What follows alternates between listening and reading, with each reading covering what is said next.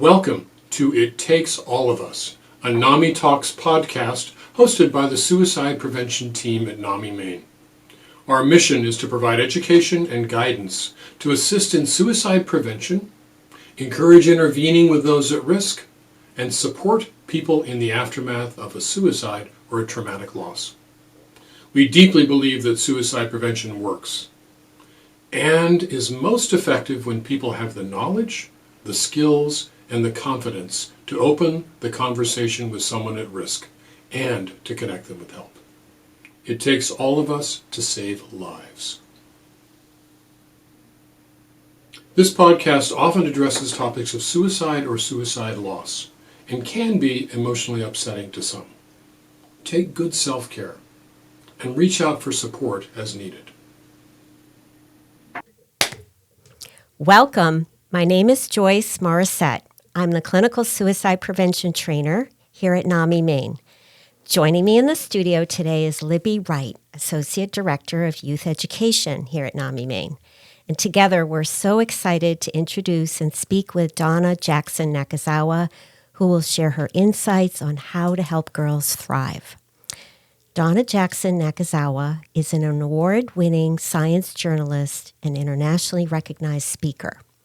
Her latest book, Girls on the Brink, Helping Our Daughters Thrive in an Era of Increased Anxiety, Depression, and Social Media, was named one of the best books of 2022 by the Washington Post.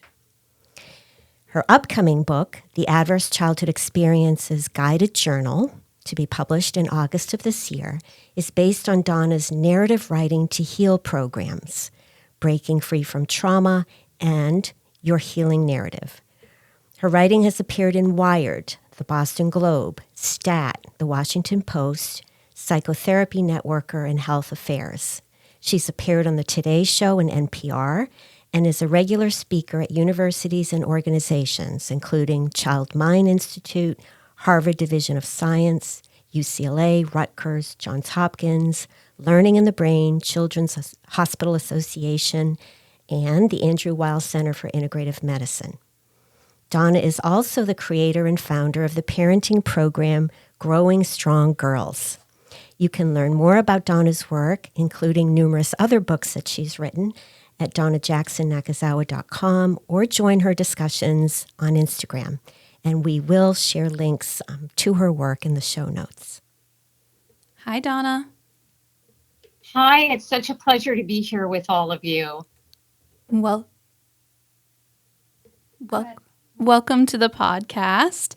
Thank you so much for being here with us today. We really appreciate you taking the time to speak with us and speak to our listeners about the wonderful work that you've been doing. Thank you. Thank you for having me, guys. So I wanted to start us off. The first question that we wanted to bring up is, in researching the female teen mental health crisis, what does the data show, including gaps between girls and boys? Well, the facts are stark. Mental health in girls today is stark, and studies show that depression is occurring more often in girls than in the past, and at younger ages, often by age 12 or 13. We know that by age 17, more than a third of girls report at least one major depressive episode over the past 12 months. And girls are 48% more likely to experience depression compared to boys.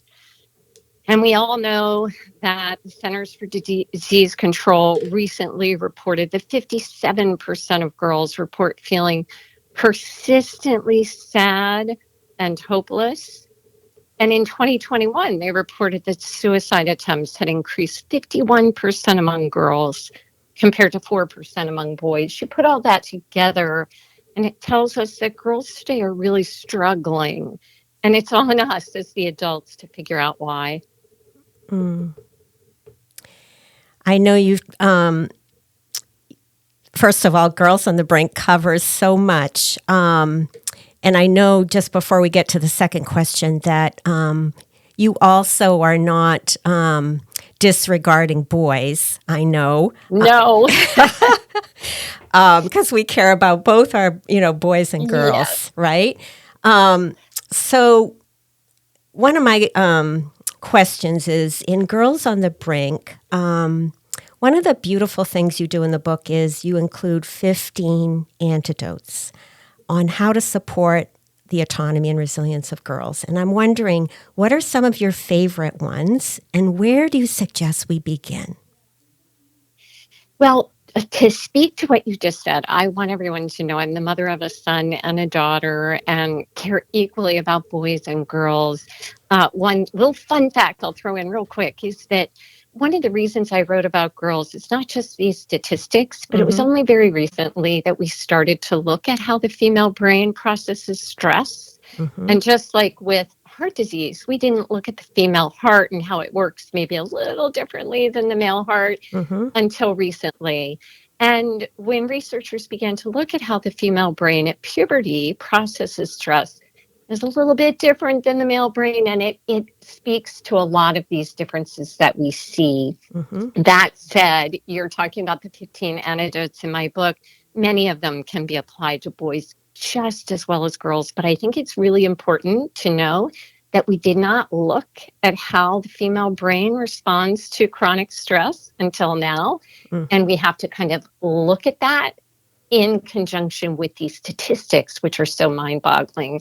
So those antidotes, I obviously all 15 are my favorites. But I think that one of the places that we have to start is not necessarily a place that we think of, because as parents, we often want to just jump in and fix it and make it better. And that makes sense because when your kids are little, if they fall down and they skin their knee, we can jump in with, a Band-Aid and, washed out.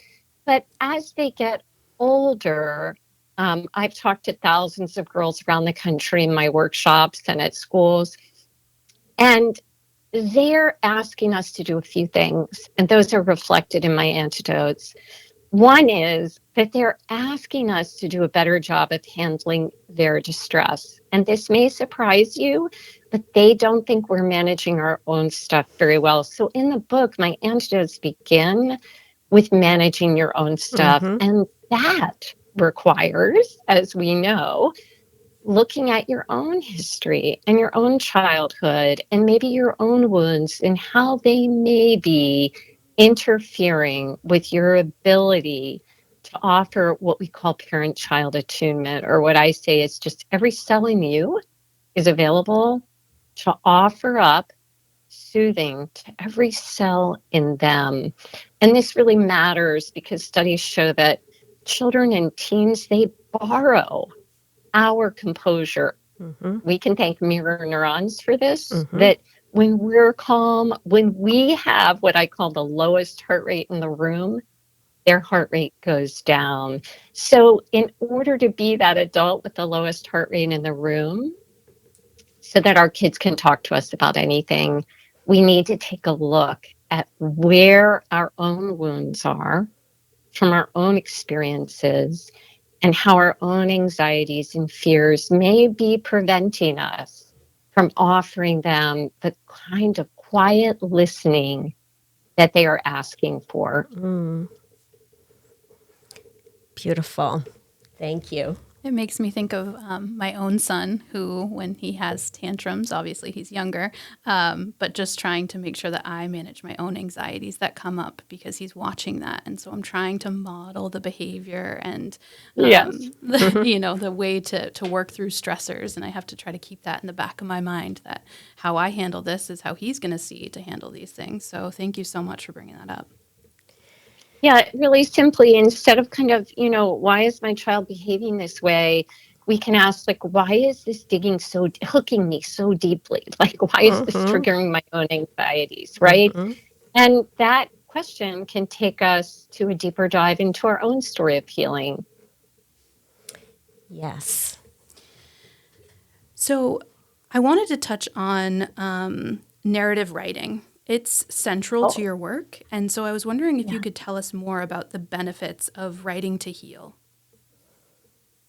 Yeah, absolutely. So I have a book coming out this summer about going through the process of writing to heal, the Adverse Childhood Experiences Guided Journal. And I'm so excited about it because the research, interestingly, during the pandemic, a lot of new research came out about the power of writing to heal for helping to take us out of our distress, for helping us exit that ruminative state in which we get caught up in lashing out at ourselves and lashing out at others. And studies have shown that it brings down our anxiety levels. It brings down our levels of rumination. It can even help us manage some of our chronic health issues.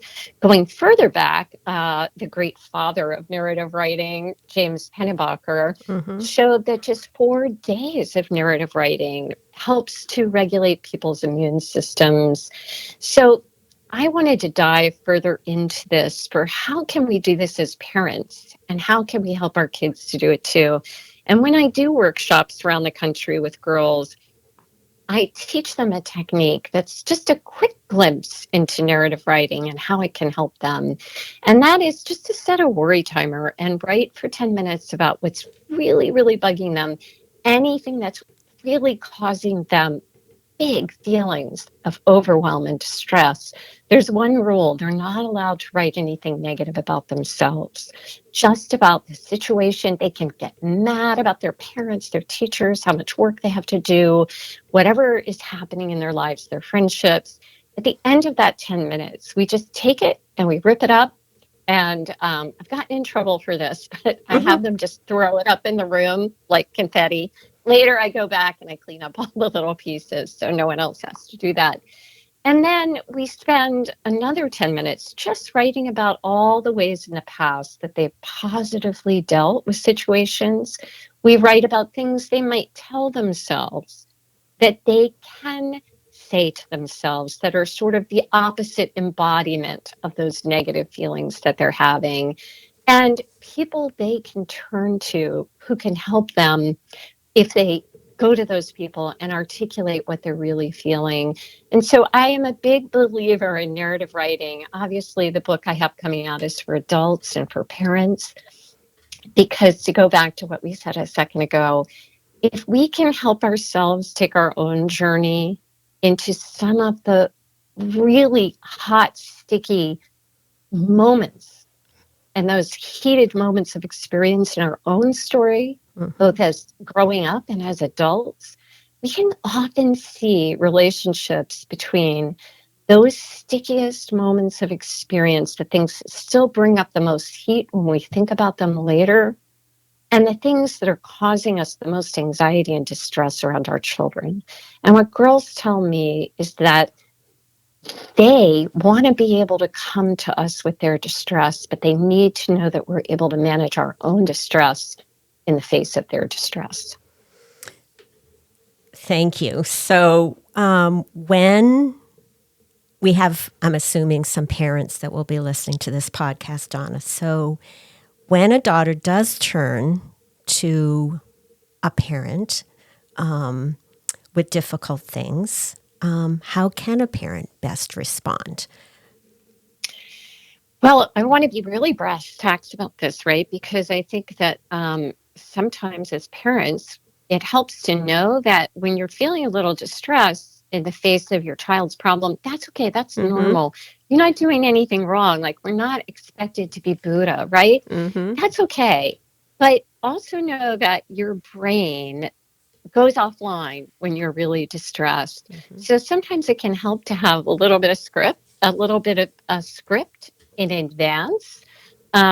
And some of those scripts that really work well for girls and for boys, for all children, are things we can kind of be prepared to offer up. The first thing I want to say is they do not want us to jump in as the fixer or the detective or the judge. I hear from girls all the time. I've gotten thousands of Post-it notes from girls, and they say, don't blame me for not talking to you when you make it hard to share anything, like things like that. Or, I wish you would just listen to me without judgment and advice. Or if I want to rant, please just listen. Don't finger wag. Mm-hmm. So here's some ways, brass tacks, to help you do that. First, you might want to walk up to the fact that some topics are really hard to discuss. Mm-hmm. You might want to say, hey, this topic is hard to talk about, even for me as an adult, but I'm going to do my best.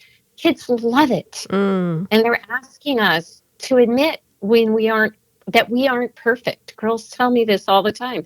I'm not perfect. You're not perfect. It would really help if you show me that you're not. Mm-hmm. Don't jump in to fix it. Yep. And tell them that you won't. Make that promise up front. Hey, my promise to you is that I'll be a good listener and I won't ask any questions until you tell me that you're finished. And studies back up that kids volunteer more to us when we don't ask a single question. I know it's hard to believe, Mm-hmm. but that's how it is. They want an open space to communicate. And, be prepared to learn something you didn't know. Don't be sitting there ready like you're in a courtroom to jump in with your thoughts. Don't assume you know what they are feeling. Mm-hmm. Along the way, of course, we all know this, but remind yourself to offer validation. Hey, your feelings are real and important and understandable. I think a really good line that girls and boys love to hear is anyone in your shoes would feel that way because they're waiting for us to jump in and tell them otherwise. Show them that you find their feelings to be completely real and important. Sometimes teens will jump in or, tweens will jump in and say, well, what do you think? What do you think? What do you think? Because they're so used to you jumping in to do that. But we want their brains to develop a little wobble, right? A little wobble so that they can go, well, I don't really know what to do about this, but I can handle it. I can handle it.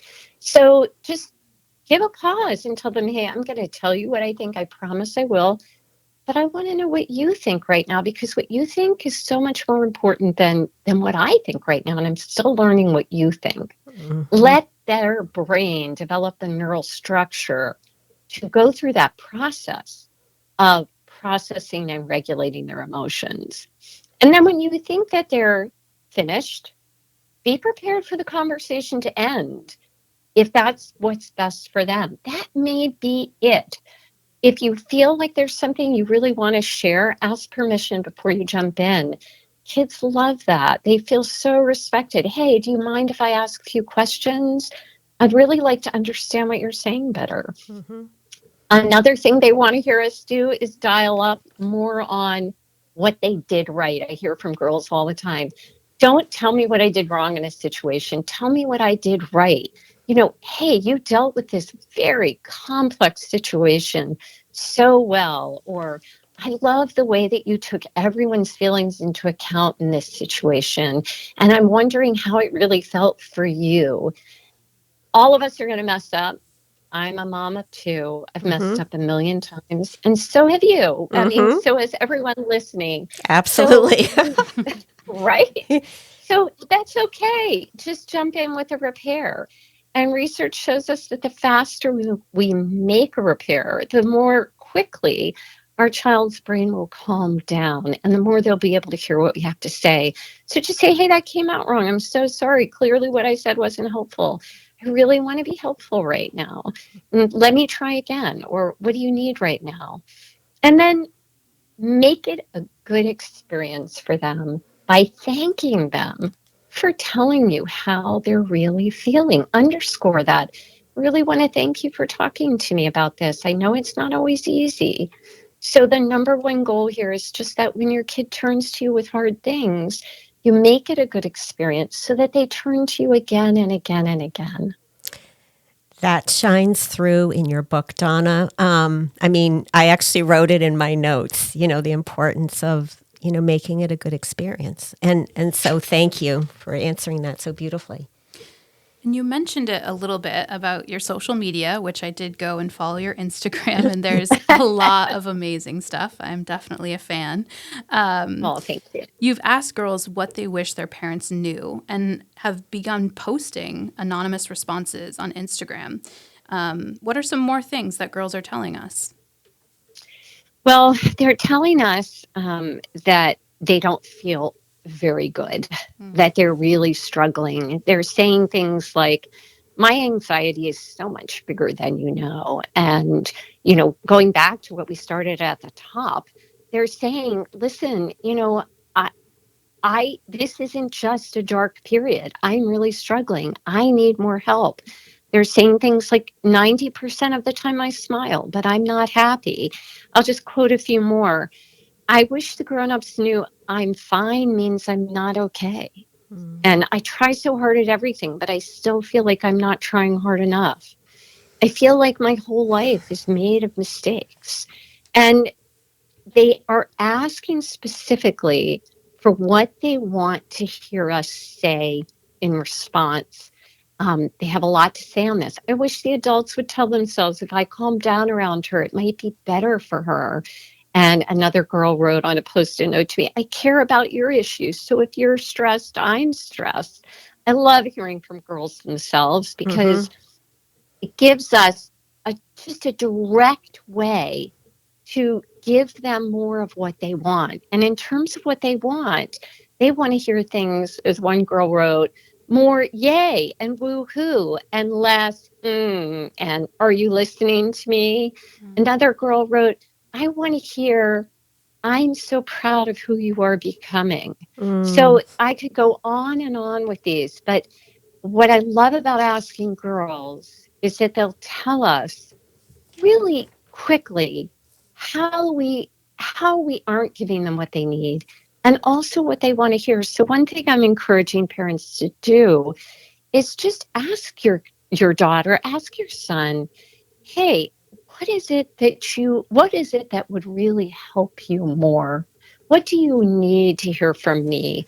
To go back to narrative writing, one thing I ask in my narrative writing workshops and in my adverse childhood experiences guided journal is, what did you want but never receive from your mother or father?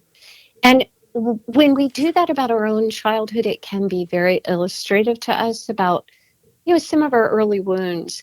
But the nice thing about raising kids is that we really get a chance to ask them those questions now and to shift the way we are with them so that we're giving them more of what we need. And I want to be clear, we're not trying to put all the onus on parents. What I am trying to help parents understand is that our girls are growing up in a time that's radically different than the times we grew up in. Psychological pressures have really grown just exponentially. If we think about the stressors of our childhood, those stressors are now on steroids. And I know we can list all the reasons: social media, school shootings, climate change, political discord, hate crimes. It's all ratcheting up. And that means that our skills for providing psychological safety have to also increase. I love when you talk about when the adults can manage their own reactivity, this idea of calm, attuned presence, and how important, really, how relationships are the intervention. I love that. And I think it's from again, you. well, thank you. Yeah. I said that. But I think the beauty of that is there are two choices you have as a parent. One is to go, well, I'm already so busy. Like, why is everything on me? And, I'm doing my best. And to feel sort of critiqued, like, oh, I'm not giving enough, when I have no minutes in the day. And we all know what that feels like, particularly as moms, right? It turns out moms ruminate more about their kids, worry more about their kids, and blame themselves more for when their kids aren't okay. But I'm not for that. Right. I am not for that. What I am for is invitationally asking yourself, well, how can I approach this in a way that is healing for me and healing for my child, so that I have a better understanding of my child's struggles, where their pressures are, what their pressure points are, and also at the same time, invite myself to better understand myself so that the whole family heals together. Beautiful. Thank you, Donna. So this is so rich. As we begin to wrap up our conversation, brief conversation, are there any other actionable tips that you want to leave us with for helping our daughters or even girls thrive? Because I also felt reading your book that this was really excellent guidance for not just parents, but teachers, counselors, really any adult that cares about girls and girls and boys. So, Yes. departing thoughts, actionable tips you'd like to leave us with? You've really shared a lot, but I'd like you to, share anything that you feel like we haven't covered that's important to bring into the conversation. Well, we didn't dive too deeply into social media. So I'm going to say two things. One thing that I found that really works with girls. Well, first of all, a lot of girls tell me that they don't want to be on social media as much as they are, right? And we don't realize that they're caught up in social media and keeping up with the Joneses, so to speak. And they're not enjoying it any more than we enjoy keeping up with the Joneses, right? And we all know that, algorithms drive these critical comments and feelings of upward comparison that I'm not good enough. And studies show that girls today are more likely to feel that they're not good enough and engage in something called self-derogation or putting themselves down. And we don't want that. Correct. So one thing that I encourage is developing social media literacy, which is the same way we would help them develop the ability to do lit crit, reading a novel, right? Have media literacy when it comes to social media. And girls are really so awesome and boys are so awesome. And it turns out that when we help them understand how algorithms are really playing them, they start to not want to be used by the algorithms, right? So if we can ask them, hey, as you're scrolling on social media, really tune in, drop down inside and figure out, what do I really feel here?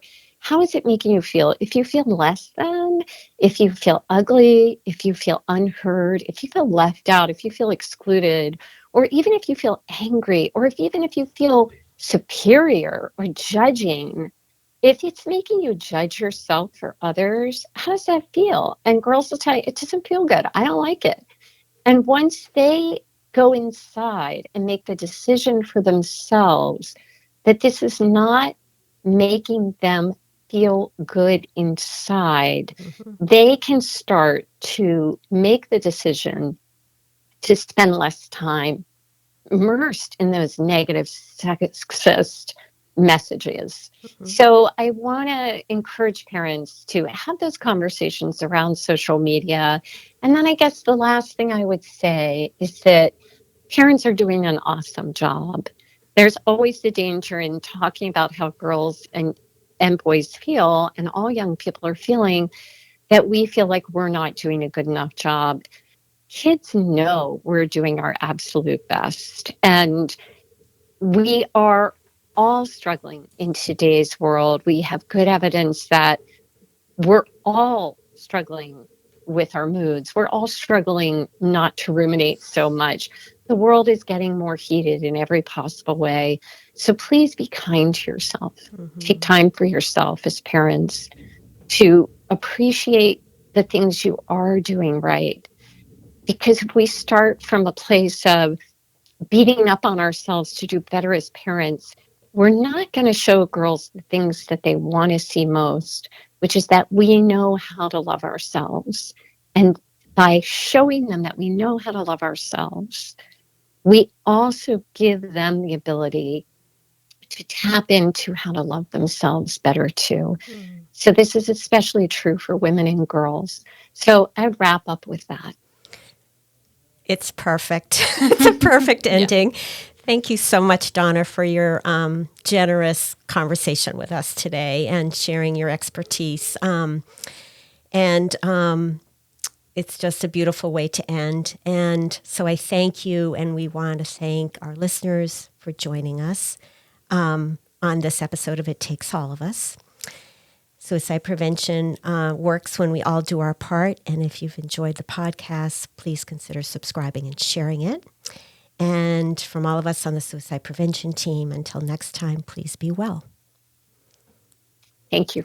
If someone you know is in crisis or struggling with suicidal thoughts, reach out to the Maine Crisis Line, 1-888-568-1112, by phone or text to connect with immediate help, or call or text 988 to reach the National Suicide and Crisis Lifeline. Remember, it takes all of us.